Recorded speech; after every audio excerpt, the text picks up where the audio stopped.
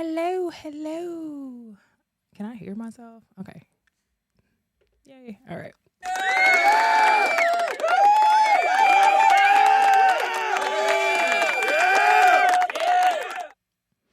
It is not that serious. All right. Now, how y'all doing? Happy 2024. We're here. Man, it's always something. I'm trying to stay on top of things, but this situation, this migrant crisis has been a lot. I'm working on some other things too, so that'll be coming soon. But this tea is on fire. But I thank y'all for joining me. And let's get into it. So yeah, I wanted to talk about this a while ago, but of course, life, and it's end of the year, how I go. But yeah, our city, Chicago, is probably I think we are struggling the most with this migrant crisis, just in the fact that our mayor just seemingly just cannot grapple with the truth, and is still in denial. But here we are. So I found it really concerning that they mentioned the other day that they still have unused COVID money. And I'm like, huh? Like, how do you still have unused COVID money? Because I thought that was for COVID. And so we found out they still have this money because they said, oh, we're going to use it for the migrant crisis. I'm like, oh, interesting. That's not, I don't think do we get to talk about that? Like, well, we don't get to vote if we want to remain a sanctuary city. So why would we get to vote on how to spend COVID money? I mean, really? All right. So let me look at this. Let's look at this together. Okay. Hopefully everything works according to plans. Yay. All right. So here we go.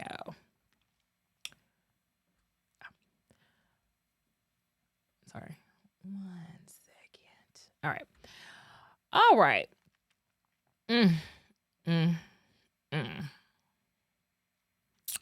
right. Chicago uses $95 million in COVID-19 pandemic aid to staff migrant shelters. Okay. So this was dated December 29th is when this came out. So very recently. The city of Chicago spent more than it planned to care for asylum seekers and had to dip into federal COVID-19 funds. With just a few days left in the year, Mayor Johnston also said the city is running out of room to house. Not this ad want to pop up. Like, don't play with me. The city is running out of room to house people. CBS's Sabrina Franza had the latest on Chicago's response to the migrant crisis. So let's see. She says, or they say, Chicago had to take $95 million in federal pandemic aid funds via the American Rescue Plan, sources said, to help cover staffing at migrant shelters. Johnson's office wanted to repurpose the pandemic relief fund without putting it to the city council for a vote. What? Our mayor didn't want us to have a voice in this? I mean, Mr. Treatment, not trauma, wanted to shove something else down our throats.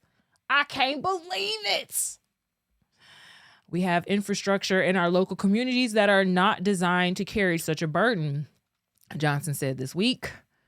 He and other mayors asked the federal government to help their response to a crisis that he said is costing Chicago around $40 million a month. Local municipalities are not structured to be able to carry the weight of a crisis like this. So he's coming to grips slowly with reality. But like, we were all racist and still are, some of us, according to him, right? So when he does it, it's okay, right? When Greg Abbott does it, it's racist. Like, are y'all serious? Let's get into this some more. So with just days left until the new year, the Johnson administration told CBS 2 the city took in more tax dollars than they were expecting in 2023. Oh, great. A surplus? Is that what this is? Is this a surplus or no? It's just a little more than you expected, but we're still in a deficit because we've been running this city like a damn, I don't even know. Like it just got to be some type of Ponzi scheme at the end of the day happening here, because I don't understand anything that happens with Chicago finance, that how they've sustained this long. Like, we owe everyone. That allowed them to use $95 million of pandemic relief funds for day-to-day government operations to cover migrant expenses instead. So y'all found this extra money that I'm sure could have paid some bills that we owe. And y'all said, okay, we gonna use this. So that allowed them to use $95 million pandemic relief funds for day-to-day. So now you're trying to say that the pandemic relief funds were like a surplus. If this don't sound like fraud, allegedly. If this does not sound like, I mean, come on, the math just isn't mathing for me. But okay, you guys, if you guys just let them tell you that and didn't ask any more questions, who am I? Who am I to judge? Just a taxpayer in Chicago, my whole life. Sources told CBS 2 most of the COVID money went to Favorite Healthcare Staffing, the Kansas-based firm tasked with caring for migrants at city-run shelters. This is an important detail to remember later. Favorite Healthcare Staffing, Kansas-based. Why we couldn't hire nobody in Illinois? Who knows? They're caring for migrants at city-run shelters, right? City-run shelters, right? That recently I think it was Ramirez Rosa was like, oh, can we get the state to open up some more shelters, please? I don't even know if the state's even running any shelters. I do know that they've given them money and staff to run some of those shelters, but I don't know if they've actually opened up their own shelters that are state-based. But Chicago is the sanctuary city, but okay, like this is where you invited everybody to. Okay. I still don't get how we're conflating sanctuary with free housing, food, shelter, money, jump the line for immigration, jump the line for work permits. Like I'm not understanding this, but okay.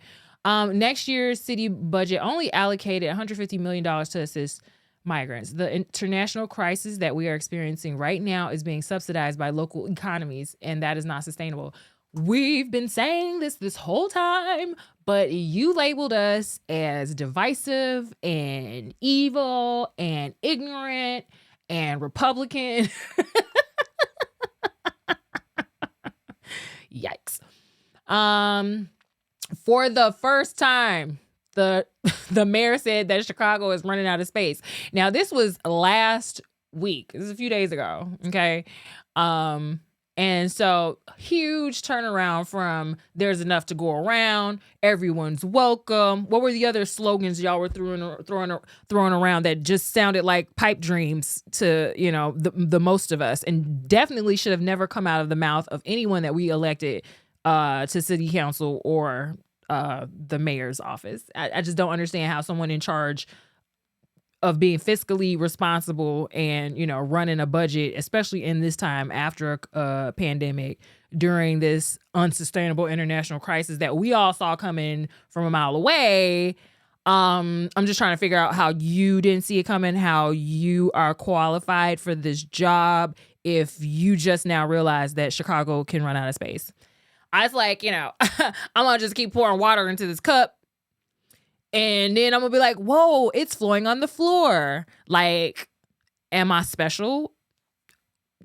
We can't say that word, so I'm not gonna say that word. But you know, he came from mental health.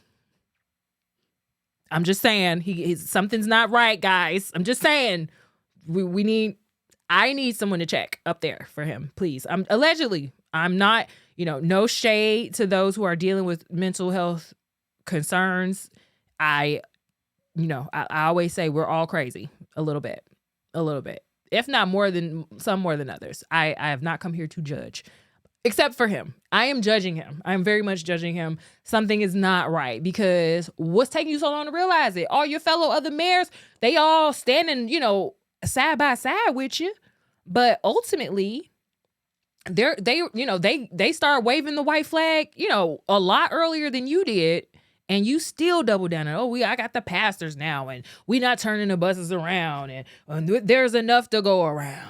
we've always been a welcome. This is the time that we've always worked together in a time of crisis. This is how government works. Big government, government at its best, the finest, all this old crap rhetoric he kept throwing out when we were trying to get real answers instead of, some Alice in Wonderland garbage. And now here he is finally realizing what we've been saying this whole time. But, can we call him names now? I mean, he was calling us names. Can we call him names now? Or no, I can't call him a name? I'm just saying. Pointy head, drill bit, looking at... I'm sorry. Back to the article. Families that are, they're living or staying in buses right now, said Pastor John Zayas, the senior pastor at Grace and Peace Church. That's been difficult to hear. Sure, that's difficult to hear. But you know what's also difficult is actually looking at the fact that this is going to continue. And if anything, you're just going to spread the tragedies around. Like, I don't know what's wrong with y'all. Like, I don't see how y'all don't see the end here. Like, I ain't trying to cause no panic, but the math is not mathing. Clearly, these politicians and pastors are motivated by something other than humanitarian aid, because if they were motivated by humanitarian aid, they would have been doing these things, A, a long time ago for the population that's already here, and B, they would not be haphazardly meeting their needs. Like, there is no coordination, and you can keep blaming the federal government, which you won't explicitly say. But at the end of the day, you can see with your own eyes that Biden has created this crisis for you. You keep throwing the blame on Republicans and Trump, who ain't even in office, and Abbott, who's just trying to resolve the same issue that you're now trying to resolve by banning buses from dropping off at certain times. You want buses coordinated when they coming across the border and invading Texas all times of day and night. But they don't get a coordination. They don't get a heads up. So why do you think you deserve one? Especially when you don't give the people in your own neighborhood a heads up. The audacity, sir. So yeah, he's not right. And I can't. We can't let this happen. It's not making, the math ain't mathing. Anyway, so yes, Mr. Zayas' church, his church is one of 10 churches working with the Johnston administration to help house and place migrants. His church is caring for 245 asylum seekers, the goal of helping 375. Like I said, conveniently, they all had just got some money, but okay. We understand what's creating this bottleneck, the lack of work permits, and if the federal government doesn't move fast enough, it's too slow for what's happening here, and folks are finding themselves on the street because government's not responding. See, this is the thing. If you would have responded at the border, you don't have to respond now here. The bottleneck started at the border. It was like the bottle is at the border, and then the neck is in your city. and you asked for the neck. You wanted that neck, and you're getting it. You're getting all the neck, okay? And so here we are. Looking at the situation just really spiral out of control because of bad leadership. Honestly, I don't know how else you can chop that up. But yeah, so that I found that very surprising that we still had COVID money, because we're still very much suffering from the effects of COVID. Let me see if I can pull something up on that real quick. COVID effects. Oh, not like that. Like economy. I don't know. I'm sure no one's done a complete study yet.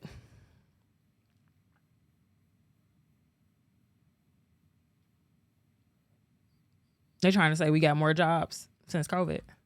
Recovery. Yeah, because that's what they were basing it on. All of the jobs that are open that were created. But I mean, yeah, I'd create some jobs too if I was stealing all y'all money. If I was stealing all y'all money and closed up all the big businesses.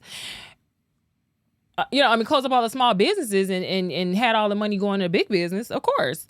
I really wanted, let me see. Let's see what this say. No, United Nations. This is going to be international.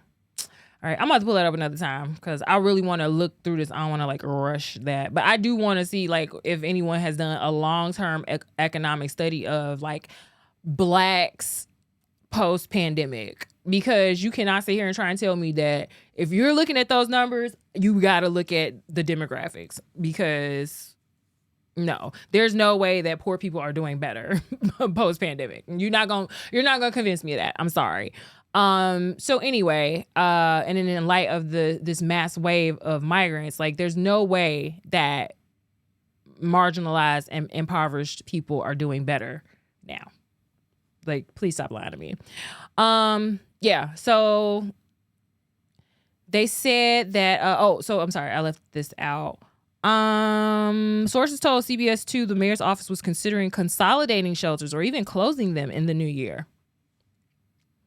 Like, what? And then why, huh? When asked about their plans, the mayor's office said there were no plans to close any shelters.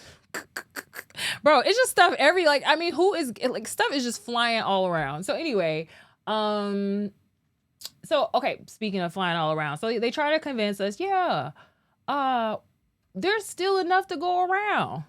There's enough for everyone. George here. This is the EMS foot massager. EMS is electrical muscle stimulation. It's low-frequency treatment designed to stimulate your feet and ankles, Achilles tendons, calf muscles, and increase blood circulation. Well, good morning to the both of you. The Committee on Migrants and Refugees here at City Hall is meeting as we speak right now. But before the meeting started, faith leaders from around the community and city leaders gathered the press to say that Chicago needs to continue to be a welcoming city. The reality is that there is enough for everyone in Chicago. There is enough Chicago for everyone. Now is not the time to be stingy, but now is the time to work together. There's enough to go around to build youth centers in Chicago. That's coming. There's enough to go around to build better schools in Chicago. That's coming. There's enough to go around to open up mental clinics in Chicago. That's coming. Nobody will be left behind. Nobody. Even before the Brighton Park site at 38th in California was shut down by the state, the city had increasingly been looking to faith-based organizations and churches to help house the migrants. The base camp, now being torn down, could have housed up to 2,000 migrants. Now being torn down. The contractors may have to foot the bill for the construction instead of the state. We've also learned since the site was deemed unsuitable, the city won't have to pay the $91,000 a month to lease the land. 3 critics of the mayor called for some of his top aides to resign over the Brighton Park base camp. The mayor's office dismissed those calls as not serious. The city has been working for months to get migrants out of police stations and O'Hare. There are roughly about 600 still waiting to be placed in a shelter. There were also more calls today for the federal government to pass some comprehensive immigration reform. And the committee meeting today is looking to pass a resolution calling on President Biden to extend protections for more migrants and give them a path to citizenship. Now, just in the last few minutes, that resolution did pass through the committee, and also being discussed today is kind of a history of Chicago's welcoming city ordinance, which of course made Chicago a sanctuary city. We're live at City Hall. I'm Eric Ron, WGN News. So, of course, they use that to continue to I'm sure that's interesting.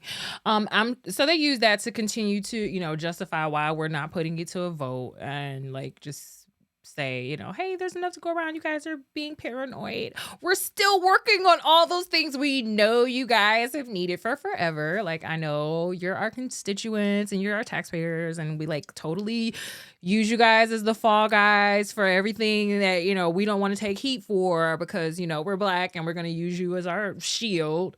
But then when it comes to like actually writing policy and like respecting you as taxpayers and citizens, no, not so much. God help us. Good grief. So there's enough to go around, guys. I mean, we've got your COVID money. We found some extra money somewhere. This never happens when you guys want anything, but now we're finding just change everywhere. We got it. We got it, y'all. We rolling in it. Just wait for your stuff. The migrants are first. You're next. We'll get there. Vote for me. It's not fair. All right. So that's the one. This revolutionary new superheater. All right. And so, what's this dude? Oh, so yeah. So here we go with this, some more money he found. Yeah. All right, and so it says here, Johnston sets aside $150 million to care for migrants in 2024, less than half of the 2023 cost. So $150 million to cover the cost of housing, feeding, and caring for the men, women, and children sent to Chicago from the southern border in 2024. Even though that is less, right? Am I reading that right? Set aside $150 million to cover the cost sent to Chicago from the southern border in 2024. So in the future, right? Obviously, even though that is less than half of what the city will have spent to care for Chicago's newest arrivals through the end of 2023. So, like, is he expecting federal money? It's not looking so good, but you can keep being delusional, my love. And I hate how they keep wording this, sent to Chicago from the southern border. Like, some of these people actually are asking to come here. So who are we to deny them? Like, they're, if they already are allowed to cross the border, and then people are already like, oh, don't just leave them wherever. And then the city's like, yo, we're paid for everything. There's enough to go around. What's up? And then you get mad because the buses are being sent to you. I just don't get it. Like, are y'all okay? How do you not connect this in your brain?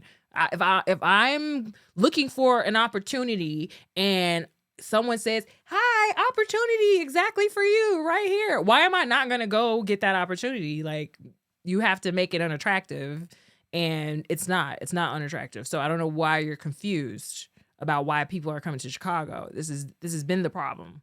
This is why people wanted to vote for the sanctuary vote, but you keep making it out like, no, that's just being divisive and egocentric and racist and whatever else. Like, just no, this is fiscal policy, stupid.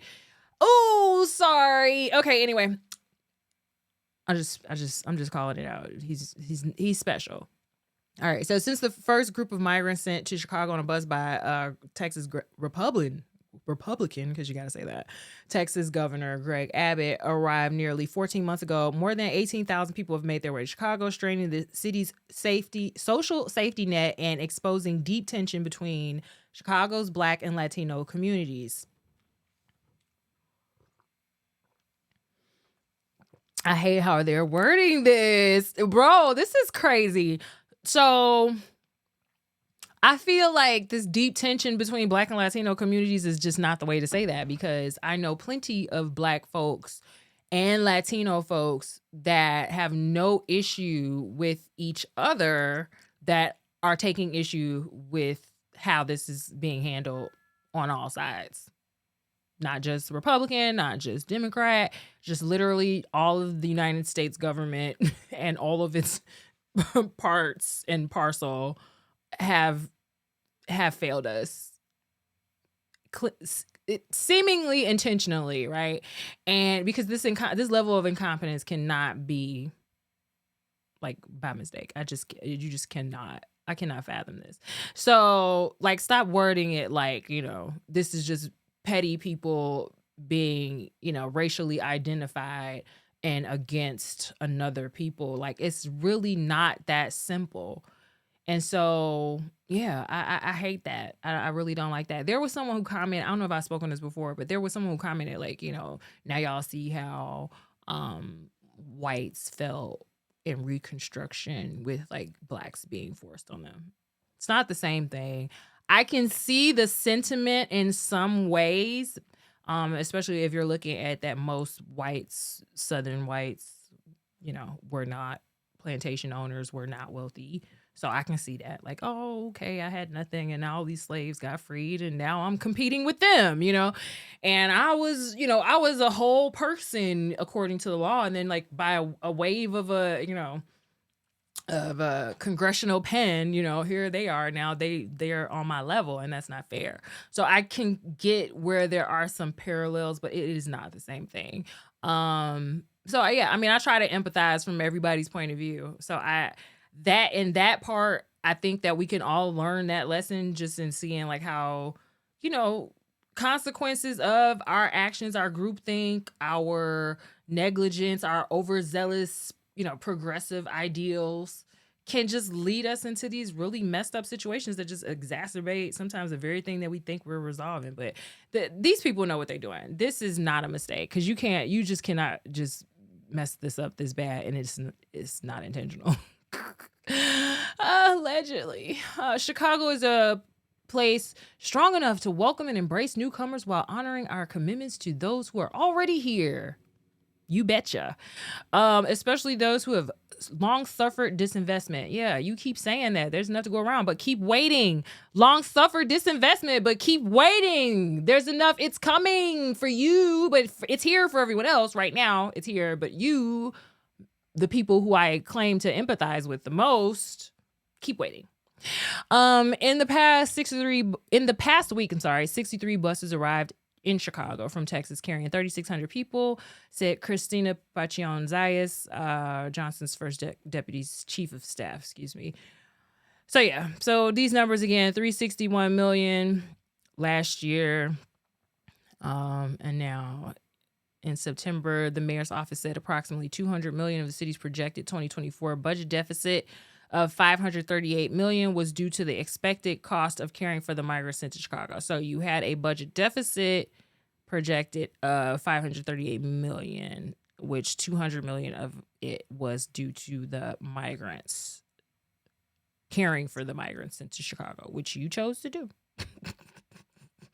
What you chose to do with my money.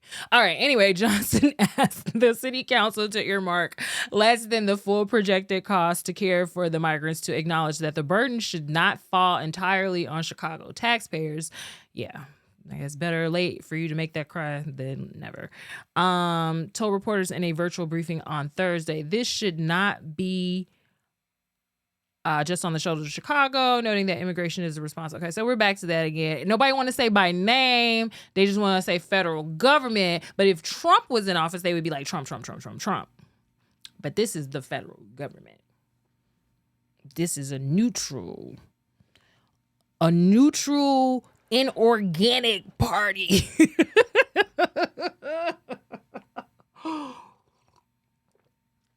Now, see, I gave Dwight some red hair. All right. So just more of the same with these numbers. But yeah, it doesn't make any sense. Like, has been deluged with criticism. This part. So yeah, Johnston has been deluged with criticism for his decision to partner with the state of Illinois and pay $29 million to Garter World Federal Services to erect the tent. So that got him in problems because this was the same firm that was contracted with Florida Governor Ron DeSantis to move migrants to states led by Democrats. So it's like it's okay when you do it, right? But it's a problem when they do it. Oh, okay. And then, we know Pritzker was criticizing him about the tent. So yeah, back into that. What else did I have to say about that one? Yeah. So those remarks opened a public breach between the mayor and the governor, who have otherwise been in lockstep. The remarks came as Johnston and his allies are under increasing pressure from their progressive supporters, many of whom are furious that he would partner with a firm willing to help a Republican politician transport migrants to states and cities controlled by Democratic leaders as part of an effort to harm President Joe Biden's chances for re-election. Like he ain't doing it himself. Oh my gosh, you guys are, God, I'm so tiring. So yeah, bunch of BS. Like, I mean, Joe does not, I don't think he's not here. Like, it's like Tales from the Crypt, man. I mean, what do y'all think he's doing? I swear, there's nothing going on up there, guys. It's basic functions like blink, heartbeat. I think I gotta poop now. That's your president. Governor Pritzker. I don't know what this was about. Let's see. I love when I do that. Like links to things that I'm not even sure what they are.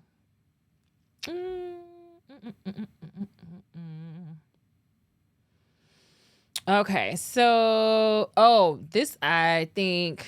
Yeah, I don't know how to feel about this one, but House Bill 836 ensures that children are able to have short-term guardians if their parent is detained or deported by ICE by allowing a short-term guardian to be extended an additional 365 days, double the current limit.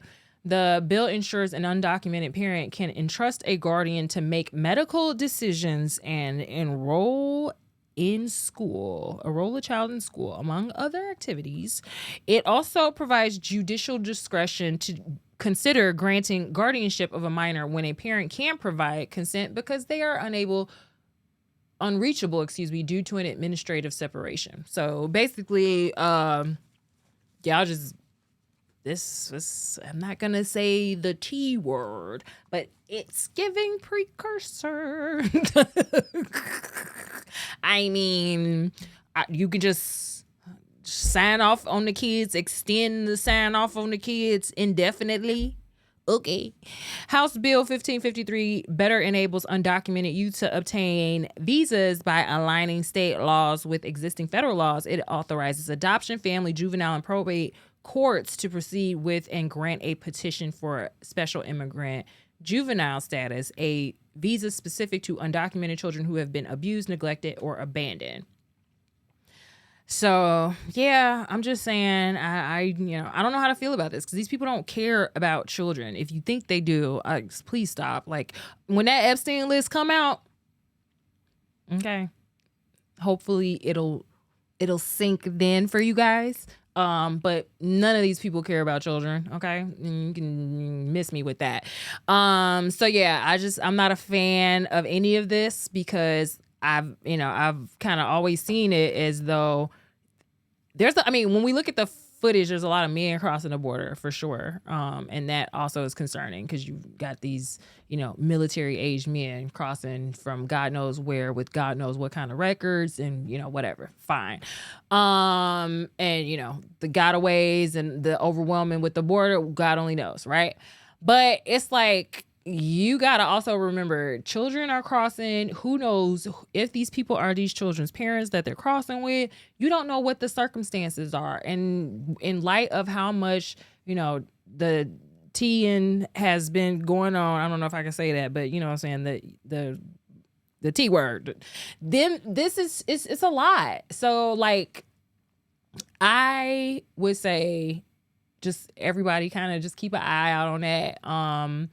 Because it's so much going on, and I just feel like it has to be intentional, and it's just like this heightened environment for neglect for children. I mean, it honestly is not just migrant children, all children. When everybody's overwhelmed with this, you don't have the attention of mandated reporters, and hospital staff are being overwhelmed in all types of situations. So, yeah. Just pray for the children, y'all. Okay, and then migrant shelters are obviously costing the city money, right? And that needs to be looked at too. I can't wait for these audits. City paying well more than typical rent for migrant shelter buildings and keeping details a secret. Who was surprised? Aides to Brandon Johnson and building owners say no one is getting rich off of the shelters. Okay. Trust me, guys. Trust me. All right, West Loop. More than a year after migrants from the southern border began arriving in Chicago, city officials were still struggling to respond. By fall, as the total number of new arrivals climbed toward 15,000, then 17,000, then 20,000, eventually far above it, officials continued to send them to crowded police stations and makeshift shelters, often before sharing their plans with the community or even the local alderperson. Frustration spread. At a community meeting in October, West Loop residents barraged city officials with questions. How did the city decide to open 4 new shelters in their neighborhood? Why didn't officials talk to the community first? And how much were the shelters going to cost?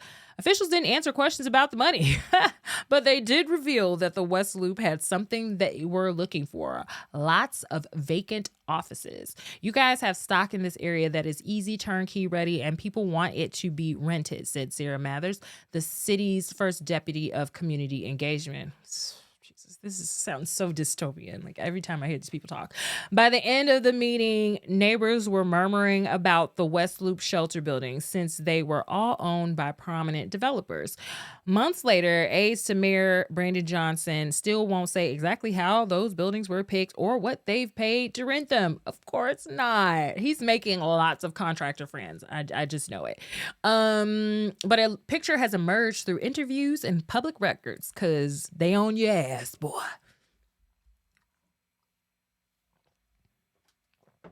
As the new mayor and his team grew desperate to find housing for the migrants, the emergency offered lucrative opportunities to some city contractors and well-connected property owners, Block Club Chicago found.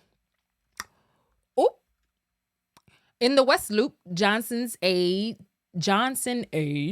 ultimately approved deals to convert 3 former office buildings into migrant housing at a cost to the city of as much as $1.3 million a month, according to information provided by the city.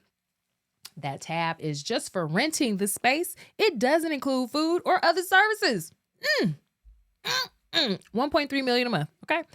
And the city has opened 22 other shelters. Remember, he was bragging on that. We opened a shelter a week. Most in privately owned buildings whose owners will be compensated at rates, drumroll please, not yet revealed to the public. Okay. Privately owned buildings being rented at rates not revealed to the public with your money. Okay, the city is obligated to pay for more to use the West Loop properties than they were generating before they were used as shelters. To pay far more, The city is obligated to pay far more to use the West Loop properties than they were generating before they were used as shelters. Advertised rent for West Loop office space is a fraction of the rate the city is responsible for paying to house migrants. Plus, before they were used for temporary housing, none of the shelter buildings had been full as landlords struggled with plummeting demand for office space after the pandemic. So you already weren't renting out these spaces, leasing these spaces because everyone's working from home, or generally a lot of the jobs have gone remote, right? Or automated or whatever, right? And so you have a higher supply of these offices, as was already said by this lady over community development, right? So the West Loop obviously is, loaded with these spaces. So then if your supply is high, right, then why in the hell would the price be? You clearly ain't selling no spaces. So why would the price be more than what you would go for a market? You should be given a deal, especially given that this is so-called city sanctioned, right? In so many words, if it's privately owned, they have to negotiate and work it out with the owners. But this is crazy. I mean, you have a lot of leverage as a government especially in a crisis. I know New York's mayor had like an emergency authorization due to the pandemic. I don't know if he had anything special in part due to the migrants, but either way, you have a lot of latitude in this situation. And the fact that you're negotiating on the side of throwing our money away every chance you get is crazy to me. Whew. Anyway, so here we go. Here we are. The city obligated to, plus before they were used, no, that was it. All right. So city officials and real estate professionals said the shelter deals resulted from Johnson's commitment to help migrants. I made this deal because I'm committed to help the migrants. I swear, you got to, he really think we stupid. They stress that the cost of managing the properties, including utilities, insurance, are higher when they're used for housing instead of offices.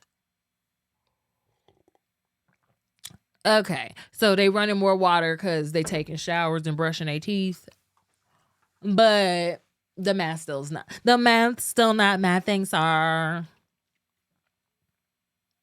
The insurance is higher. I could see that, but still. Nah, I'm not going. The math is still not mathing. Show me the numbers. To compare what a company would pay to lease out the building with what the city is paying would be a misrepresentation of the reality, the mayor's office said in a written statement, of course. But the city hasn't offered a full picture of that. That's all you got to do is show us the numbers. As in other neighborhoods, the shelter deals in the West Loop remain shrouded in secrecy, which has hurt the cause of helping the migrants, neighbors, and older people say. Of course, if you're making it secret, who want to help? Because they already suspicious of what your true intentions are.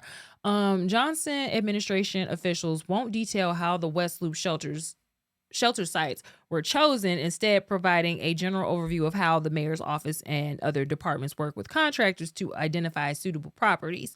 The overview shows the city did not undertake a competitive bidding process before renting the properties. So obviously with competitive bidding, you're going to get the better price, right? Didn't even do that. Who's in charge of the audits? I need them. Buses from Texas began bringing migrants in August of 2022, but officials consider the shelter as part of an ongoing emergency response, allowing the city to bypass standard contracting rules. So there you go. So because of the emergency response declaration, they can bypass standard contracting rules. So you want to keep this migrant thing going because that's your new pandemic, right? They're like, oh, we can say we need this, that, and the other, and you don't get to question it because we get to bypass all the normal laws. There you go, right there.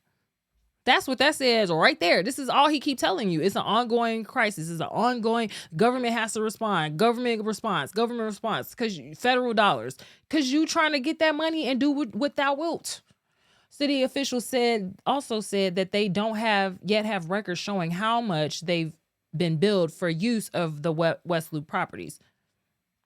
Like, how do you not have those records? They just doing whatever, man. Johnston aides told Block Club they don't have copies of the West Loop rental agreements because contractors handled that work. The contractors and building owners declined to comment, wouldn't provide figures or documentation, or didn't respond. This not shady to y'all? This not shady at all. Y'all was worried about Willie Wilson.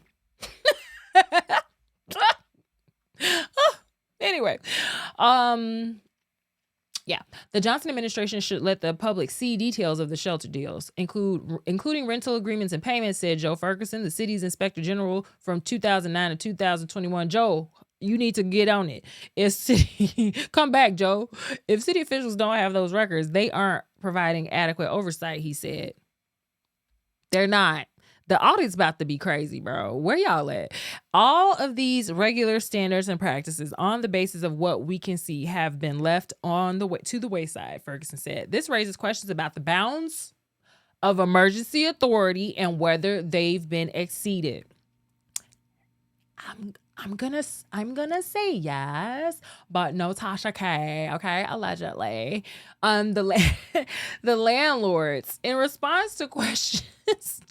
Ooh, Block Club ain't playing with you, Johnson. Okay. In response to questions, Johnston administration officials provided summaries showing the city will pay $17.90 to $19 per bed per night for the West Loop shelter spaces, which could have 2,350 beds altogether. That adds up to $1.3 million a month. An undisclosed amount of that money is set to go to Kentucky-based contractor Equitable Social Solutions, another out-of-state contractor, which manages the migrant shelters. In addition, the city is on the hook to pay equitable fees of $150,000 or more a month for administrative expenses at these three properties. I mean, like, bruh. And then we've got all these guys who look like they are laughing all the way to the bank. This guy totally is letting you know. You see the post? Woo. Self-proclaimed king of the West Loop, owning more than 30 buildings in the neighborhood, owns 939 West Lake, 1640 West Walnut, and 30 North Racine. He and his company have donated $25,000 to the political funds controlled by Alderman Walter Burnett Jr. since 2015. A.G. Hollis, owner of 344 North Ogden, donated $3K with Goodman to Burnett's campaign fund in 2017 and 18. And then Scott Goodman, founding principal of Farpoint Development, leader of the team picked by the city to redevelop the Michael Reese Hospital site. Okay, he get that bread. Co-owner of 344 North Ogden and head of entity that owns 1308 North Elston donated $3,000 with Hollis to Burnett's campaign fund in 2017-18. And then another $3,000 in 2017 through 21. So yeah, these dudes are all up in the dealings. Okay. Denny and Goodman are prominent landlords who have worked. So I already said that on other projects in the city. Hot market, desperate times. I don't know if any of this. West Loop market is hot. Numerous high-rise buildings. Yeah. So I mean, we kind of know this. If you're from Chicago, you already know that West Loop is. It's beautiful, especially those views. If you got a nice view, east view, beautiful. But yeah, so we understand that those are high, high demand. That's a high demand area. But yeah, the math isn't math, and the fact that you can't even show us the math is highly concerning. So yeah, it's just getting more into the real estate. So if you want to look at that article, it's on the Block Club Chicago site, but they're breaking this down. So yeah, they get further down here into far more than office rent.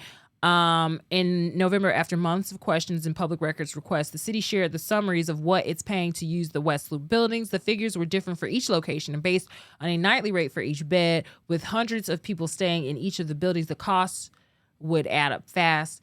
The agreement for Goodman and Hollis's building on 344 allowed the city to move in as many as 1,200 people by late September at a cost of $18.60 per bed each night. As of December 1st, this location had 1,128 migrants, according to an online dashboard from the City Council's Committee on Immigrant and Refugee Rights.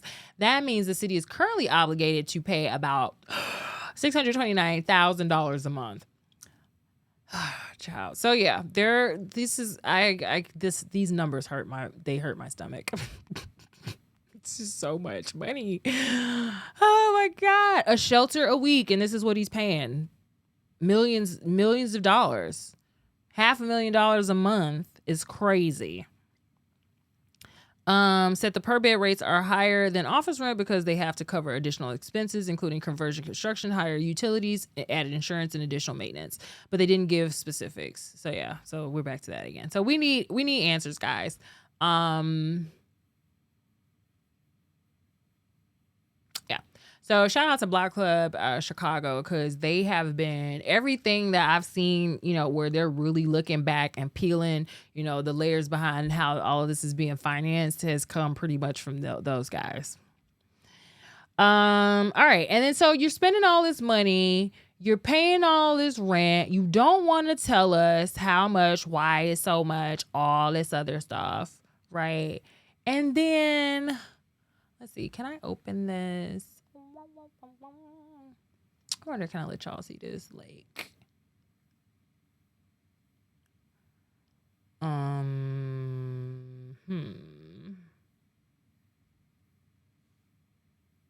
I want to open it in Safari. I want to open it in Safari.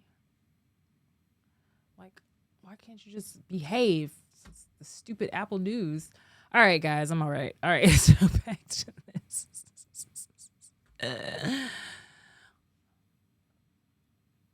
All right. So you're spending all this money on shelters, but then the migrants are like, bruh, this is hella inhumane. Like, y'all are just like this. Just days after Governor Greg Pritzker shut down a proposed shelter due to health concerns, Venezuelan migrants living in the Pilsen shelter say they are being treated, in quote, like dogs. Okay. This was on December 15, 2023. So this was right after the Brighton Park got closed down. So Pilsen, Maria feels the dust and fiber-like particles fall from the ceiling and blanket on her family every time she tries to sleep on her emergency cot nestled among hundreds of other Venezuelan migrants. It's cold on most nights. If there's a heating system in the building, she doesn't feel it. Maria arrived at the former warehouse turned migrant shelter in Chicago's Pilsen neighborhood about 2 months ago. In all, it's been a dehumanizing experience. From frigid temperatures to dirty bathrooms and sometimes spoiled food, same thing they were saying in New York, the living conditions have been horrible. You can't have anything here, Maria said. Nothing, no privacy. I mean, welcome to the world. I was homeless for a couple years. I mean, this is where did I get privacy? Didn't happen. From the outside, the 6-story brick building and its adjoining 1-story wood paneled building looked like many other properties in Pilsen's industrial corridor. Rundown, with some windows boarded up and the facade haphazardly painted to cover graffiti.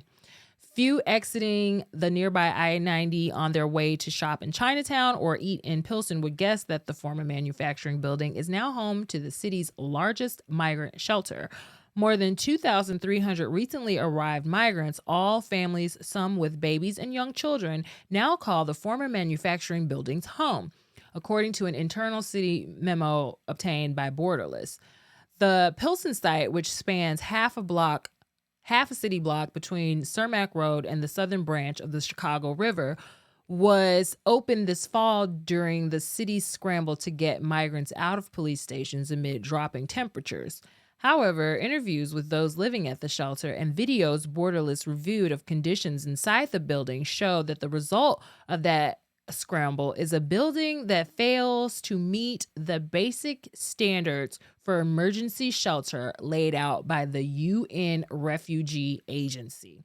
So humanitarian crisis, a humanitarian aid, meeting the needs, meeting this crisis, sanctuary city, all of that trash, and y'all can't even meet the bare minimum asylum seeker, refugee, housing and shelter standards. More than a dozen migrants shared their experience with Borderless, with your millions of dollars being spent, your hundreds of thousands of dollars leasing, okay? More than a dozen migrants shared their experience with Borderless on the condition of anonymity for fear of being reprimanded and kicked out of the Pilsen shelter. They lamented the harsh shelter conditions, including cramped living quarters, mistreatment from workers, freezing temperatures, and unsanitary bathrooms. Enough to make someone sick, you would think, right? Mayor Johnston's administration did not respond to questions from Borderless magazine. He did not respond. In recent weeks, migrants described outbreaks of various illnesses, including chickenpox, the flu, and upper respiratory infections, spreading without sufficient medical attention. Let's all remember that COVID is still going around. Oh, can I say that? The C word is still out there. The V's didn't work how so many of you thought.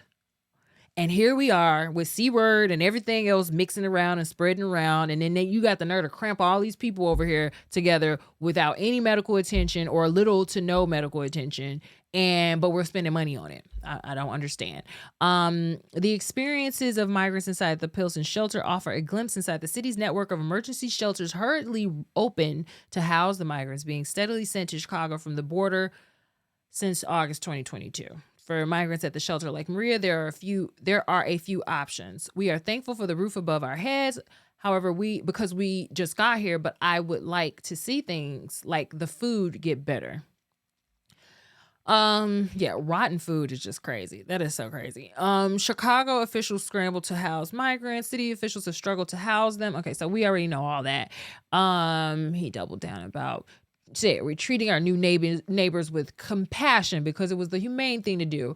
And because with support, they can become productive members of our community, contributing to our economy, our culture, and our society.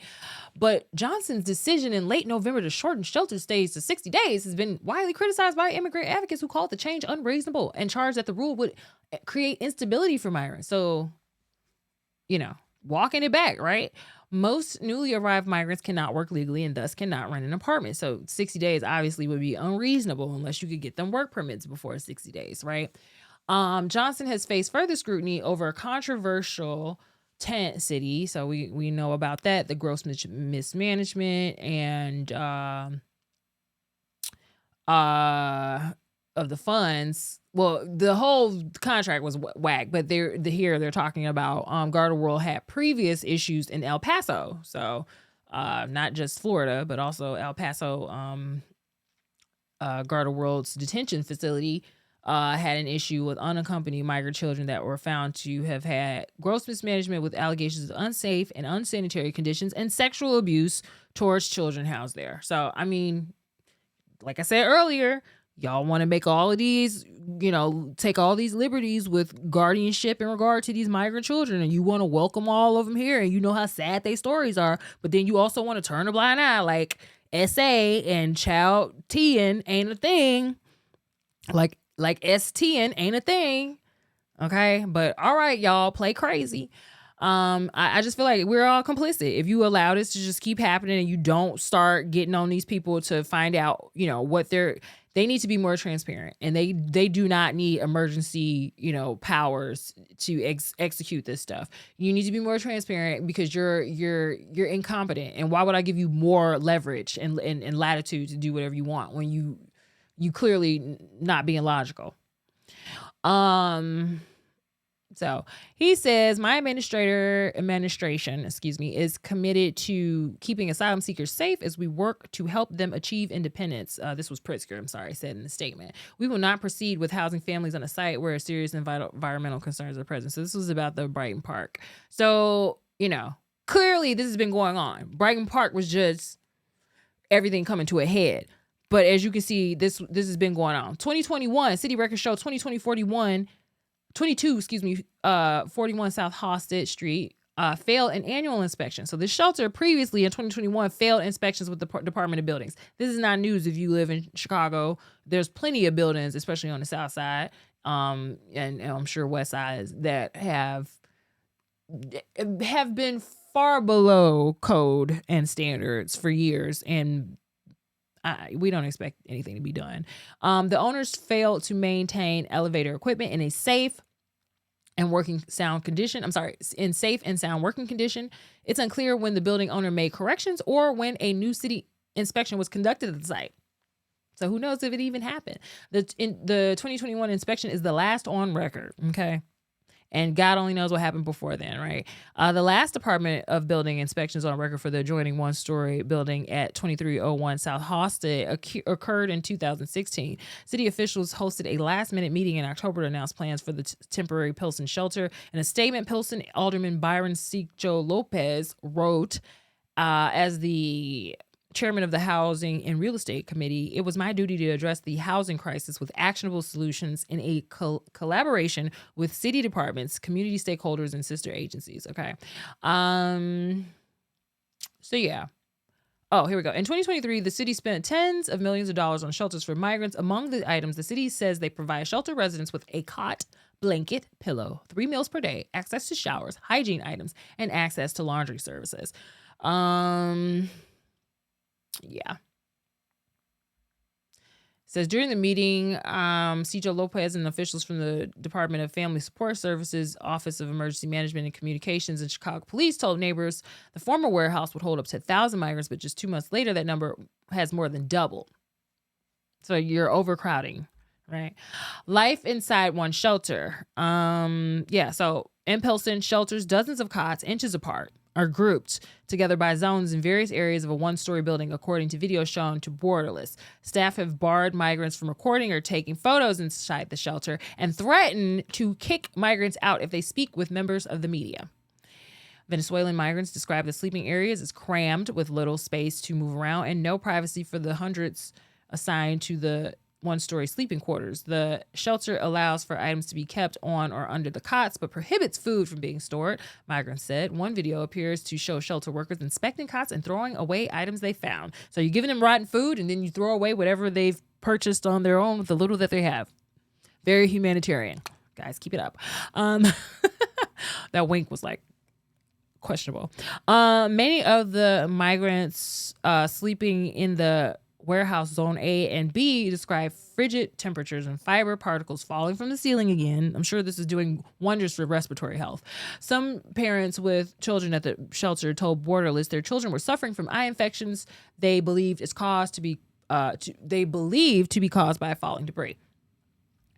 So yeah. Oh, this is fun. Yeah, here we go. Along with concerns about the safety, they said the meals were spoiled. They said they serve the same meals, chicken and rice every day. Sometimes it's too spicy for the adults and the children. They said the shelter workers often ration water, giving only a half a cup of water during meals.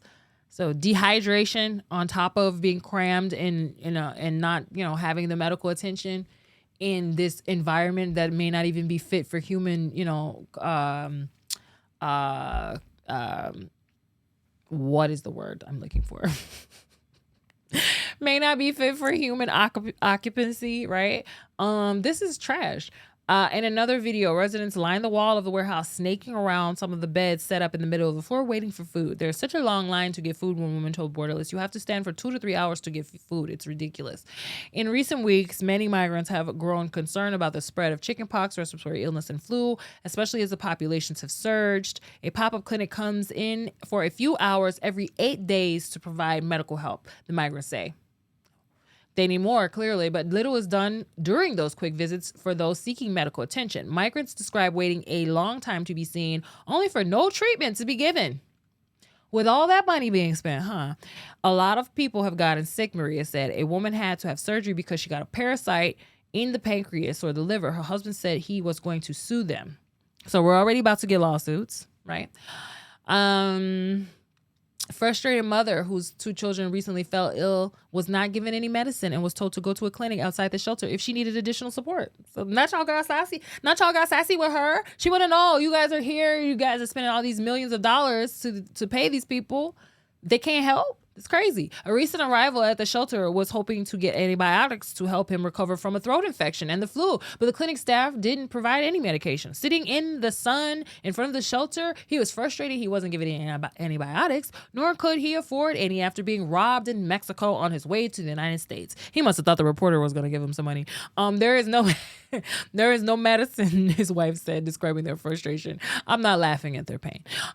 For those who aren't working, we are out on the street asking for help to buy medicine. At the moment, my husband is sick. He has a throat infection and the flu. They checked him out, but they didn't give him anything. No antibiotics, no pain reliever. All right. And then arduous work permit restrictions make shelter stays longer. Many migrants envision their shelter stays would be short, but have struggled to land work that will help them find permanent housing. So he put the restrictions. So any migrants who arrive before July 31st could receive the temporary protected status, which would allow them to get the work permits.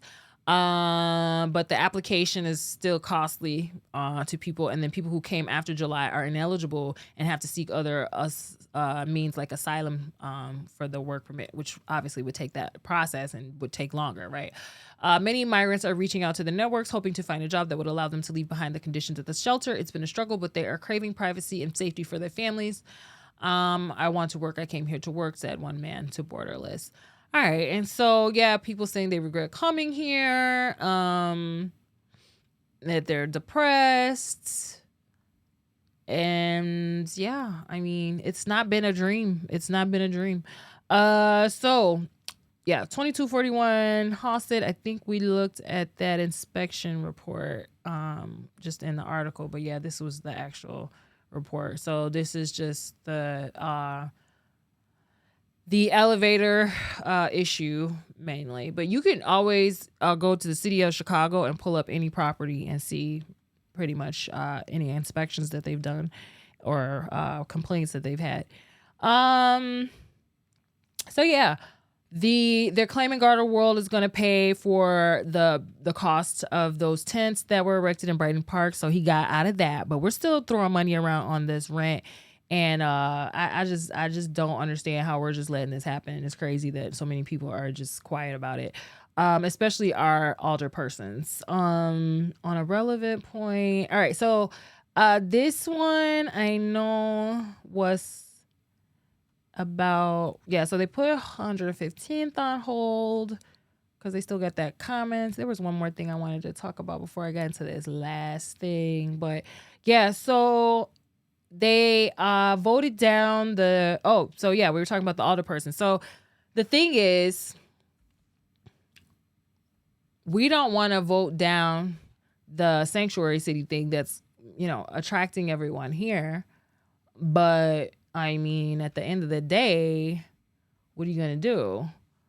Like, they're coming here because they want to come here, because they know that we're going to take care of them. So this is just looking at this is just showing you how the city council voted on the referendum. So as you can see, a sea of red nays to put it on the ballot, 16 yays, 31 nays. So obviously Bill, who was leading that charge, he voted. And, Ray Lopez, Marty Quinn, Greg Mitchell, Michelle Harris, not surprised because she follows wherever she thinks she's gonna get the money. And yeah, so I mean, it was pretty predictable here. So we, Napolitano, all the guys who've been pretty much vocally opposed to just endlessly shelling money to this crisis, voted as you would expect them to. Jeanette Taylor, even though she came out and criticized how badly progressives are looking right now in light of these developments, she still is siding with, continuing to be a sanctuary city. And so we've decided to continue being a sanctuary city. We got all these migrants in the shelter in these inhumane conditions. Some of them are talking about lawsuits and such. And I'm just trying to figure out how long it was going to be before this happened. They're showing up sick. They're showing up sick, guys. Do you hear me? They're showing up sick. Because that matters. That means deny them medical care because they showed up sick. That's what medical treatment usually is premised on. They show up sick. You idiot. Sorry. All right, let's go to, let's see. They're showing up sick. Do you hear me? Do you hear me? They're showing up sick. Good afternoon, Mr. Good afternoon. You only recently were able to clear migrants out of the police stations, but now it appears that the flow is back and there are migrants at police stations again. And there are now reports that the buses that could be subject to seizure or towing if they don't obey the rules are starting to lead people outside of Chicago and giving them train fare to get into the city. First off, what do you think about that tactic and what can the city do? Well, first of all, this international crisis that the entire world is dealing with, the type of chaos that's not how you're dealing with it being administered at the border is what we're, working to solve. And from the very beginning, the buses coming from Texas have not centered people's humanity, and it's actually been quite raggedy. What I've attempted to do, because it's important in this moment, because the entire world is reeling for answers.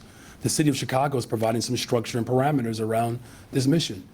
That's what leaders do in this moment. And so we've stood up multiple shelters.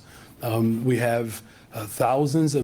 Sis in the back look like she is over it. She's like, how long I gotta stay in here? They told me to stay here and listen to him. And this some BS, and I know it. Children who are in our public schools right now, most of them are in preschool or up to third grade. And, it's disheartening that the governor of Texas is literally invoking chaos without having a real clear willingness to coordinate. And all we simply did, to your question around the ordinance, was to create better coordination. Now, Alderman Hall is here. There were others who went to the border to have conversations at the border. And having coordination is what is a minimum expectation. Now, if you remember, back in May, when I was sworn in, I believe there were almost 900 or so people living in police districts. And I said from the very beginning that this is not dignified.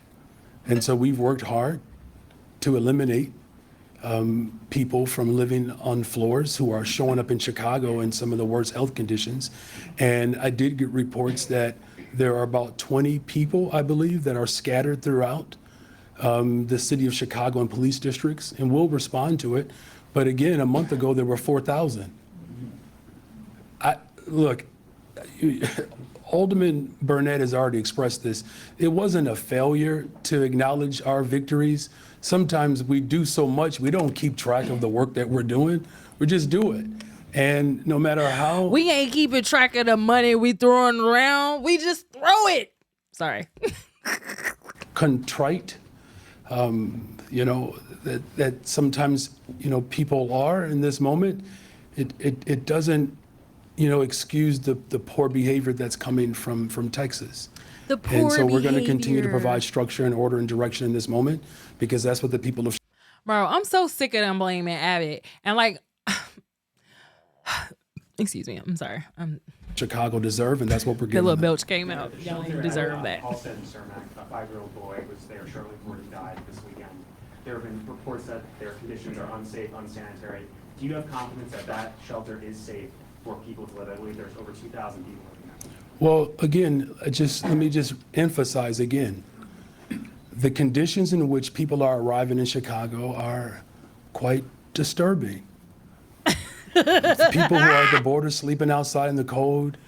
Bruh, how does anyone accept this man's logic? I don't understand how he thinks this is okay. So they came from this humanitarian crisis, which I've acknowledged this whole time is a humanitarian crisis. But now I am shocked that they've been through so much and they got here not in 100% the best conditions. Oh my God, Abbott, if you're gonna send migrants, make sure they're all perfect and happy and healthy and whole. And then I can just neatly pack them up into these little shelters.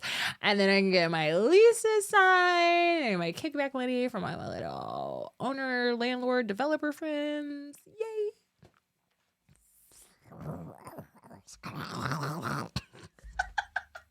What was that sound? That was like a demon trying to come out of me because I'm tired of him. Out in the rain, trekking through thousands of miles of jungles, being forced on buses without any clear direction of where they're going. That's a lie because they said these people are picking Chicago. I hope I linked that they literally are showing them a board where it's where do you want to go? And it's ¿cuál es el clima hoy? What's the weather today? And then they're Chicago, 20 degrees. And they I still want to go to Chicago because that guy with that pointy head told me everything's free. And while children and women were living on floors in police districts, and my administration eliminated that practice, there were ambulatory runs, 911 calls, because again, people are showing up in very extreme circumstances, very, very unhealthy. And so what I'm confident is that all of our levels of government are coming together to provide support for these individuals. And all of our levels of private and we're going to continue to assess our work as we move forward. And of course, we're providing support for the family. And we are obviously deeply sorry and hurt by this loss. And it's not lost on any of us here that the conditions in which people are showing up in Chicago, they're worse. The last reporter just indicated, they're just dropping all people anywhere. Do you understand how raggedy and how evil that is? No, because people literally can cross the border at any time of day and come over here and put all of this pressure on Texas and Arizona, but it's a problem when they do it to you. Okay. You're just going to put people on a bus and just take them somewhere and drop them off in the middle of the night? You just going to... And then you want to hold us accountable for something that's happened down at the border? Yeah, because you keep talking It's about sickening. come bring your poor But just know masses. that my work is, our work is not done. But let's be very clear. You know where this is promulgating from, right? You do know that, right? You do know that. That you have Greg a governor Abbott. in Texas that can care less about those families. Oh my God. I know Greg Abbott be like, bro, they stay on my jock, bro. They stay on his jock like they trying to heal him up out that wheelchair. And literally dropping them off, not just in Chicago, but anywhere and everywhere. It's wicked. Not the clapping. They thought they was in church. I'm glad the reporters cut that up. They're like, get this, I can't say that word. Get this C word crap up out of here. We're not applauding that. We got more questions. We're gathering information, as I've said before, at every single site throughout the city of Chicago. The clapping. We provide at every single dropping them off, not just in Chicago, but anywhere and everywhere. It's wicked.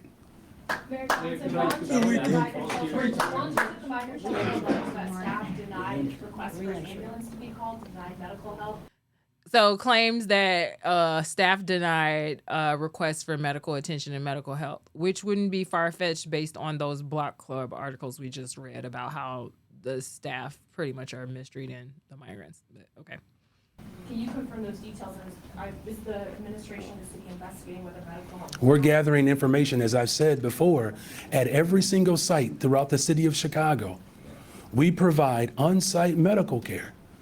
In fact, the county government has just put forth more dollars for more health care. More dollars don't equal more care. If you're stealing. They're showing up sick. They're showing up sick. What can doctors do about that? They're showing up sick.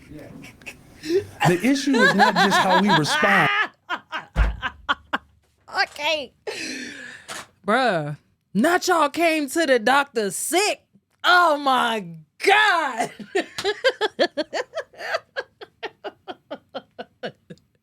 Not y'all came across this border, trekking through all this jungle with the sniffles and want me to do something about it. I'm paying these Cook County nurses millions of dollars for my benefit, not yours. In the city of Chicago, it's the fact that we have a governor, an elected official in the state of Texas that is placing families on buses without shoes, cold, wet, tired, hungry, afraid, traumatized, and then they come to the city of Chicago where we have homelessness, we have mental health clinics that have been shut down and closed. Me. You have people who are seeking employment. The governor of Texas needs to take a look in the mirror of the chaos that he is causing for this country. Oh my God. This is not just a Chicago dynamic. He is attacking our country. Not he attacking the country. Are you serious? He is but no mention of Joe Biden. What's the clapping for? Oh God. It's all good. We good. Yes. I'm so ashamed of the city right now. This morning, and what is we've seen more ambulances show up there. Is it time to reevaluate using these warehouses as places for shelter activities? So I want to make sure I understand your question. No, you understood. Hold on, I got you. I just want to repeat back to me. I'm going to repeat to you what I believe you're asking me. When he do that, he is definitely about to tell you some bullshit. You're asking me, based upon an out-of-control governor who is sending busloads of people all over the country, you're asking if Chicago should reevaluate. That ain't what he said. Control governor who is sending busloads of. You're asking me based. Hold on, I got you. I want y'all to hear this man question. Is it time to reevaluate using these warehouses as places for shelter activities? So I want to make sure I understand your question. Hold on, I got you. I just want to repeat back to me. I'm going to repeat to you what I believe you're asking me. You're asking me based upon an out-of-control governor who is sending busloads of people all over the country. You're asking if Chicago should reevaluate how it handles the migrant crisis? No, that's not what I'm asking. Okay. Not at all. What I'm saying is that we've had at least one death at this particular shelter. We've seen more ambulances show up at this particular shelter this morning. While we were there, we saw people coming out sick. Does the city need to reevaluate the practice of using the warehouses, which were never designed for human habitation, as a solution in the migrant crisis? As I said before, they are showing up sick. Listen, I don't want to put words in your mouth, but it sounds like you're drawing a conclusion based upon a site. What I'm simply saying is when they get here, hold on. What is he supposed to draw a conclusion I am saying that they're showing up sick. saying is when Bro, this dude but it is sounds like you're drawing a conclusion based upon a site. nutty. What I'm simply saying is when they get here, hold on, listen, I am saying that they're showing up sick. Are you hearing me? No. They're showing up sick. And so we are doing everything in our power to treat the conditions in which they're arriving in. As far as us reevaluating our mission, look, an international crisis of global population shift based upon policies that have been promulgated for the last 20 years that have caused not just the sanctions, but have caused displacement for the entire globe. I just want us to understand in the city of Chicago, How many we are not alone in this? this crisis. There are hundreds of thousands of people being displaced from the continent of Africa, from Central and South America. So this question about reevaluating, how about we do this? How about we reevaluate all of our international policies that are causing the chaos that we're experiencing right now? about you And run let's your evaluate the city, sanctity of bitch. someone in Texas who disregards people. That's what we should be reevaluating. Stop clapping. This ain't church. Mayor, I want to go back to the issue of the volunteers.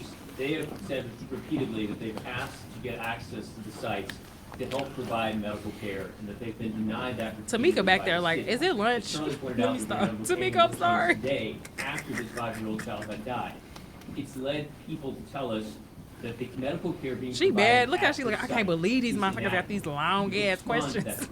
So there are volunteers that want to provide medical assistance? Oh, this was my favorite part. I'm sorry. Hold on a second. I'm sorry. Are these- Oh my God. Is inadequate. This is the greatest gaslighting of all As time. Charlie pointed out, there have been a number of annual the volunteers. They have said, Mayor, I want to go back to the issue of the volunteers.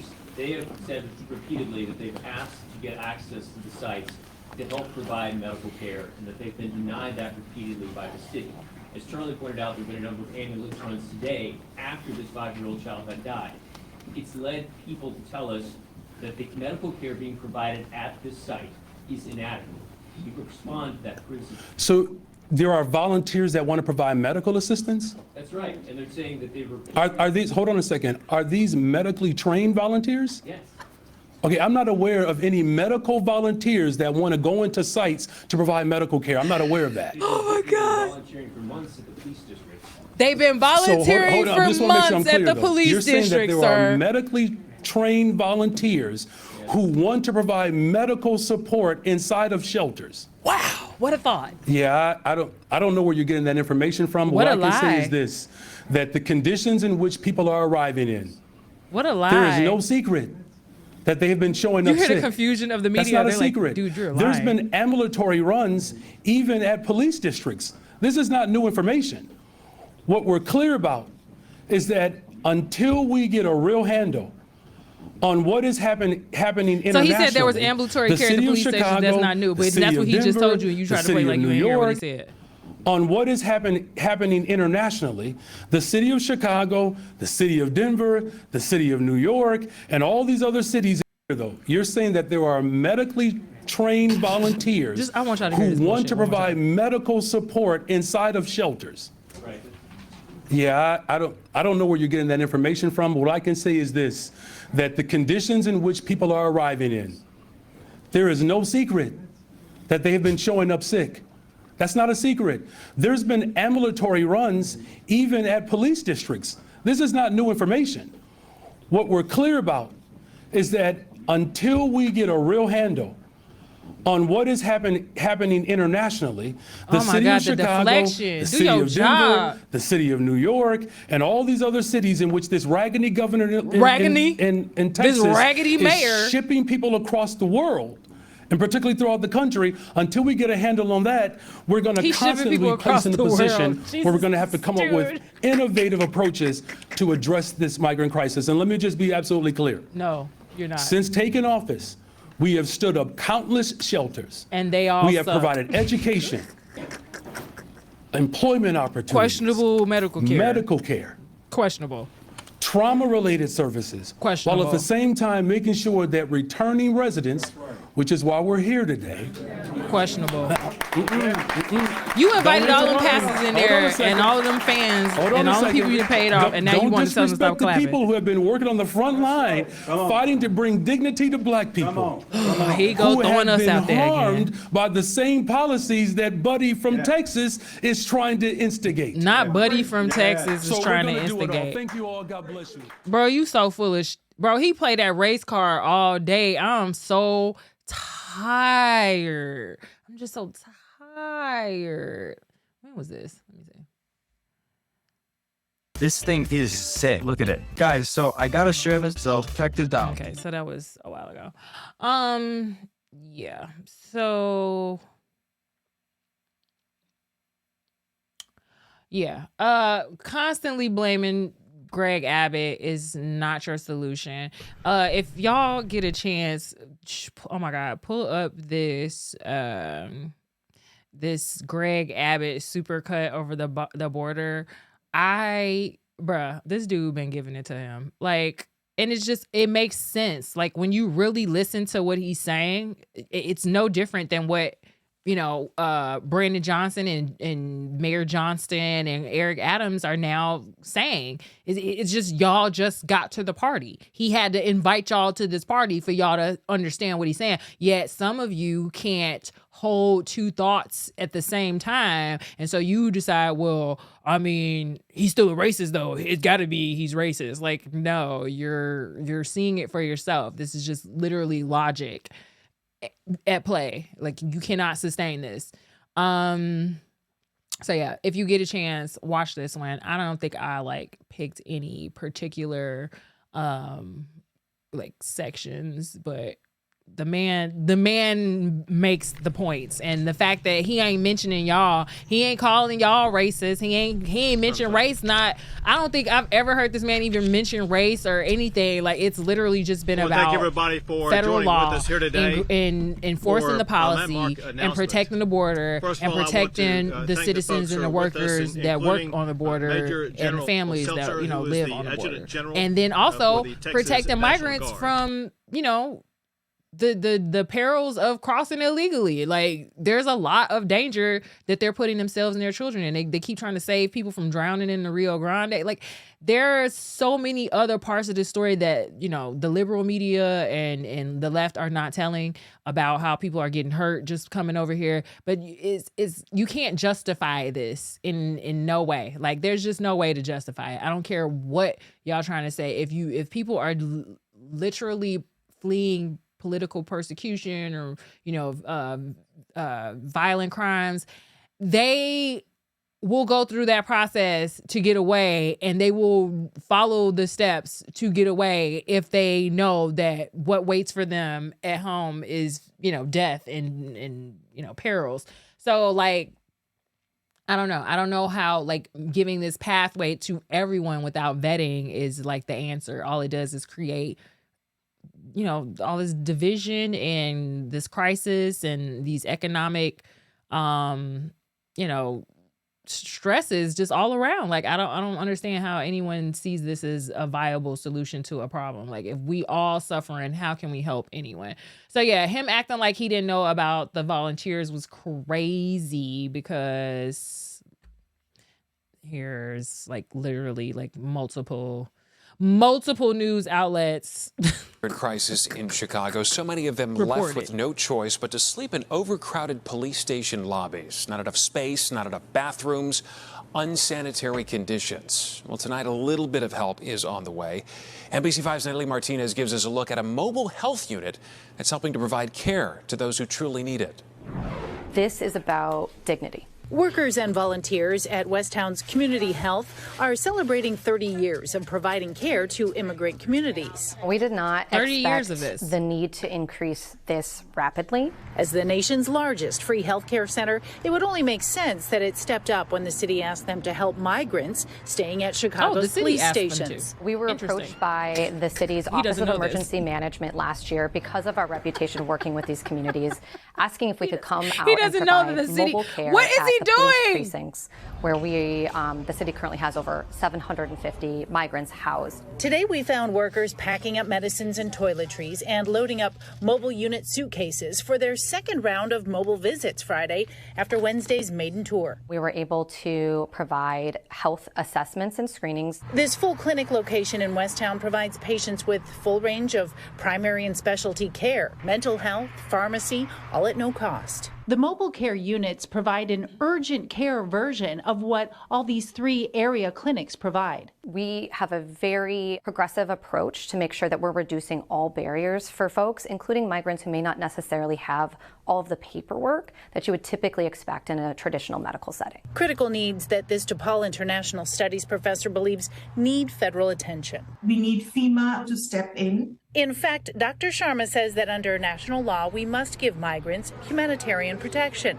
The time spent waiting for a judge to evaluate whether they meet asylum standards needs to be met with better infrastructure and services like those that Community Health offers. Migrants in general, not just asylum seekers, they contribute to almost 20% of the city's economy. Teams at Community Health aren't stopping here. Not only health care, but access to food, access to showers, access to toiletries. In Westtown, Natalie Martinez, NBC5 They would News. contribute to our local economy if he would locally contract people, but okay. So yeah, that is crazy. Like, he acted like he didn't know that people were volunteering when, lo and behold, people were literally, doing it with the city's blessing. But okay. Here's another one of these volunteers he didn't know about. I think these were the UIC students. Like, are you okay, sir? A couple years ago, I ended up in a motorcycle accident. I didn't have health insurance at the time, and now I have a plan that keeps me covered.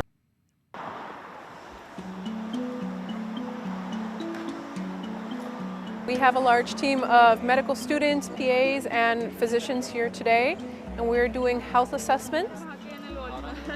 The first things that we say are, in Spanish, welcome to Chicago. We're a volunteer group offering medical service today.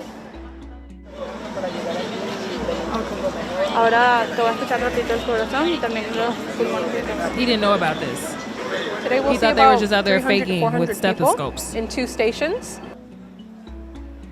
The population that's arriving to the United States is very young and healthy.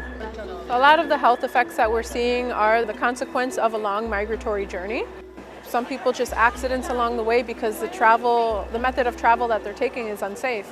Riding on top of trains, riding on the backs of buses and trucks. O sea, fue una buena idea lo que hicieron, porque muchos de nosotros con la travesía que hacemos venimos débiles, mal alimentados. Bueno, para las personas que vienen llegando a nosotros los migrantes es bastante difícil que se te presente una emergencia.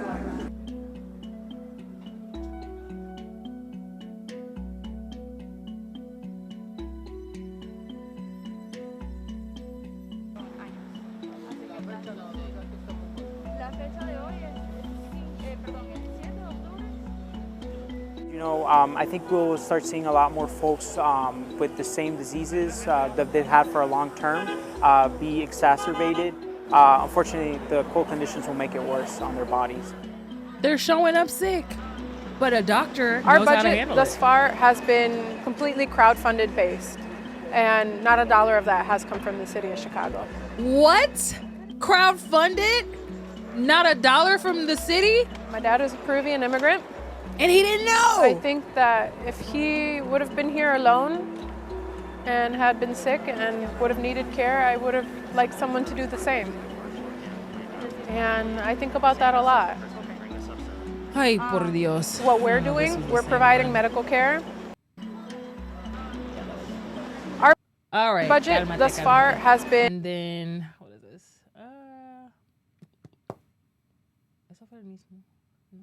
Yeah, that was the same one. All right, and then there was a child who died in August. CDC is among federal agencies investigating the death of a 3-year-old asylum seeker who was on a Texas-sponsored bus to Chicago. Now, the child that died in Chicago at the shelter that we just were, watching him speak on, Mayor Johnston, They still have not confirmed the cause of death per any sources that I've seen. So I know that there was an investigation, but there has yet to be an answer as to what was the exact cause. And so then we have this one from August in Texas. Oh, I'm sorry. A 3-year-old migrant girl who was on a Texas-sponsored bus to Chicago died last week, prompting investigations by the U.S. Centers of Disease Control and Prevention and other agencies. The asylum-seeking child who died August 10th had been identified by Illinois officials. Her nationality has not been released. She presented health concerns while en route to Chicago from Brownsville in South Texas. The bus pulled over. They called 911. Child was taken to the hospital and died. They didn't give specifics about the symptoms the child had before the bus pulled over. And then the preliminary autopsy was inconclusive. Microscopic studies of tissue samples may provide a definitive cause of death. Before boarding the bus, no passenger presented with fever or other medical concerns, according to Texas Division of Emergency Management.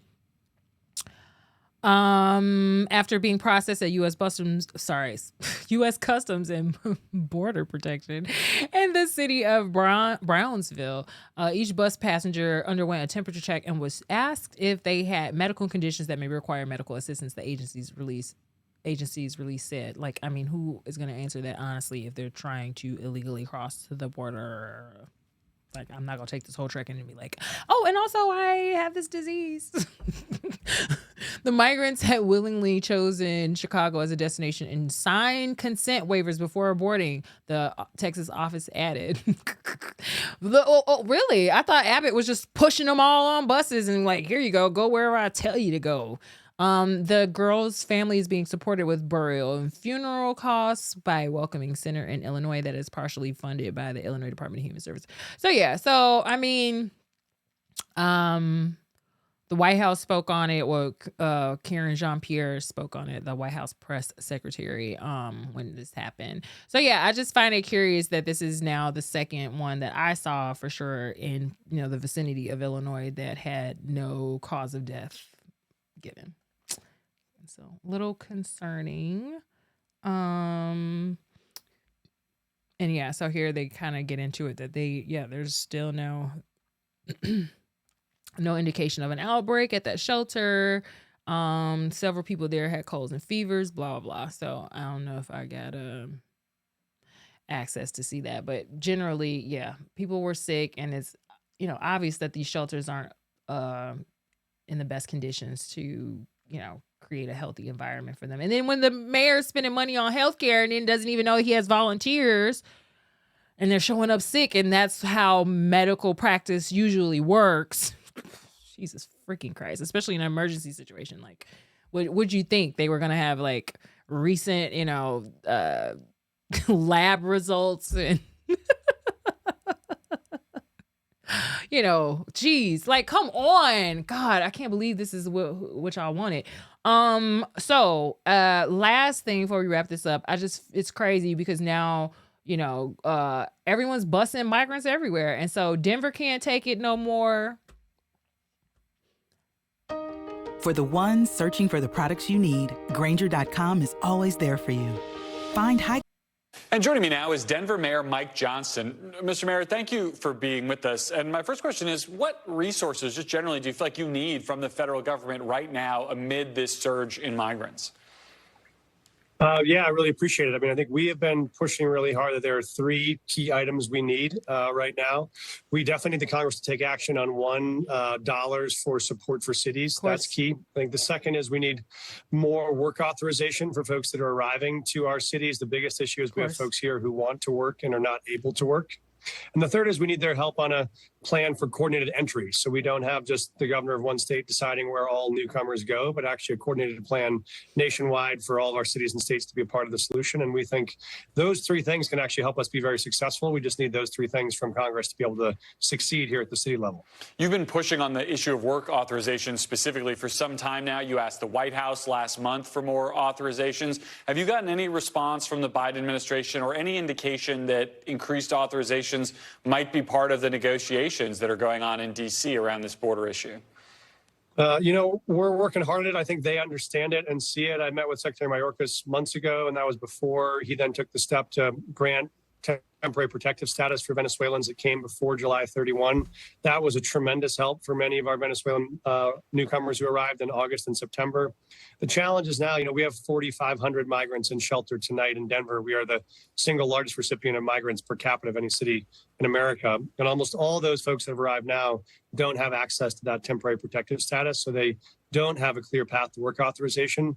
That makes it harder and harder for us to help them. And every time I see folks, they ask me the same thing, which is just, how can I get a job? All I need is access to work. And so we're optimistic that that's making progress. And we think should be an area of bipartisan support. Nothing more un-American than having someone come to the country and telling them they can't work to support themselves once they get here. So we think whatever Congress decides is their admission policy, that's got to come with clear and immediate access to work once they arrive. So he's like, oh yeah, you guys got to give these guys some work. This is what we've been doing, right? And so, I think I heard somewhere in New York, this was a similar situation. Only 1% of newly arrived migrants in Chicago have received work permits so far, city data show. With more than 14,000 migrants living in one of the city-operated shelters, only a fraction of those of the asylum seekers who arrived over the past 16 months have received the permits they need to start looking for jobs. As of Monday morning, officials said 14,717 asylum seekers were staying in the city's 27 shelters, and more than half of those are coming up on the city's 60-day limit for staying in shelters. Yet the amount of migrants able to work right now is minuscule. CBS 2 has obtained internal city data that suggests only 1% of asylum seekers here have gotten that golden ticket to get to work. 1%, that's crazy. Sources said around 1% of more than 26,000 migrants who have arrived in Chicago since August 2022 have received work permits and Social Security cards. It's unclear how many applications have been submitted. Nobody's given that number, huh? Still, you would think that's important, right? Still, as of December 29th, U.S. Citizenship and Immigration Services has processed work permits and temporary protected status applications for only 1,480 new arrivals, according to city data obtained by CBS. So of how many? Once those applications are processed, they need to be approved. Sources said only 284 have gotten work permits and 279 have received their Social Security card. That's about 1%. Okay. Yeah. So 1,400 and then 284 of those. The math is not mathing for me. I guess. All right. And then, so this is a test for all of us This is a test for all of us for, as Americans, our land of immigrants, an opportunity to prove that this generation is willing to help. Dick Durbin. Ugh. It's in the name. There is more to do. We didn't choose this challenge. It came our way by someone else's decision. The question is, what do we make of it? Someone else. Who? Biden, maybe? God, just say his name. Jesus. What was it? Heisenberg. Meanwhile, more buses arrive in Chicago over the weekend. Texas governor chartered a private plane that brought 350 migrants to Rockford, where they boarded buses to Chicago. This is the second time a private flight transporting migrants from Texas landed in the Chicago area. Those migrants will face 60-day shelter limit. Nearly 9,000 asylum seekers already staying in shelters are approaching their 60-day limit in February, the largest group to face a deadline to move out or apply for an extension. So you got 9,000 asylum seekers about to lose housing, and only 200 some people got the right to work in Chicago. And the bus is still coming. Okay. Tuesday night, the Village Board in Northwest suburban Buffalo Grove is expected to vote on an ordinance of their own to crack down on so-called rogue buses that have been dropping off migrants in the city and in suburbs without notice, joining a growing list of suburbs to do so. So we've had Buffalo Grove, Orland Park, Oak Park. Everybody's just pretty much like, look, we can't help y'all. Y'all want to be sanctuary, y'all gonna have to do that. Bye, y'all self. I think this was Oak Park right here. Yeah. So Oak Park started kicking people out too. They was like, we had said. Getting a quote for travel insurance is easy and free. You can get one anywhere, anytime, even while traveling. We need to know where you live, where you're going and when, and who you're traveling. was just 3.5 weeks ago, the village of Oak Park agreed to allocate an additional $1 million to continue housing a group of over 160 migrants that were brought in from Chicago's 15th District Police Station during a Halloween Day snowfall. With that funding set to run out by February the 6th, the village yesterday sent out a letter to most of them, telling them they must move out by the end of January. They gave us the letters last night when we went to pick up our dinner, says Milagros de Marquez, who along with her husband and 3 children has been living at the Carlton Hotel for 5 weeks now. The hotel, the local YMCA, and Grace Episcopal Church are the 3 locations migrants have been living at in Oak Park. So far, it appears the 25 men located at the church may be safe in terms of housing, but those who support them worry whether the wraparound services they get from the village will continue. Mental health, supporting physical 25 health, men is crazy. immigration help, all of that is key to keeping these men healthy and sane, especially as the winter months come upon us. In its memorandum laying out their decision, the village said the village may be able to help asylum seekers relocate to another city or state if they have access to stable housing available in that location. If anyone is unable to identify another option, the village will help individuals and families enter the Chicago Shelter program in January 2024. But what does that even mean? I don't think it's that simple. Chicago is also at capacity. Oak Park trustee Ravi Parkat saying today the village stepped into a problem that is way bigger than itself. We are not able to create a long-term path for these migrants, and we have done that at potentially the expense of them getting better service and better opportunities through Chicago. A 7:30 meeting has been called by the impacted migrants and some of the volunteers helping them, during which they hope to obtain some additional clarity as to their path moving forward. Watch breaking news on YouTube. Subscribe to ABC7 Chicago. Every suburb of all of these sanctuary cities are seeing the writing on the wall. They've all started making their own moves to protect themselves legally. And then now that he started impounding these buses and making money off of that, I'm sure, or thought he would, Abbott was like, okay, I'll send a plane. And then the buses just like, well, we'll just go to the suburbs. And so they putting them on metro trains and, from all types of suburbs, south suburb, west suburbs. And I don't know how no one saw any of this coming. So it's like now we're at the point where everyone is Greg Abbott. We're all Greg Abbott. We all shipping them somewhere else. We all at capacity. We all know that this is an untenable situation. We all know this is someone's fault. We all know there needs to be changes at a federal and international level. But only a few people want to say Joe Biden and Kamala Harris, who's supposed to be the czar or border czar or whoever they voted over. These people don't even be down there. Mayorkas is lying all the time. Biden is lying all the time. We know his son is a crackhead. The math ain't mathing. It's just more and more, I feel like Biden is everything that they wanted us to believe Trump is, and it's showing out more and more. Y'all didn't want me to talk about this mayor because he was black. Y'all was trying to eat me up on the little neighborhood and the Nextdoor app. Well, you old boomers, tell me the answer, because they stealing your money and they all over the place and you don't even know who on your side no more. Like, you can't vote for these politicians based on they're Democrats or they telling you ain't black or I'm black like you and I understand your pain, and then they turn around and they expect you to keep taking the same crap that's been dished to you for decades that you recognize as this, progressive and enlightened politician, but then you use this as your excuse to continue to further disenfranchise my community.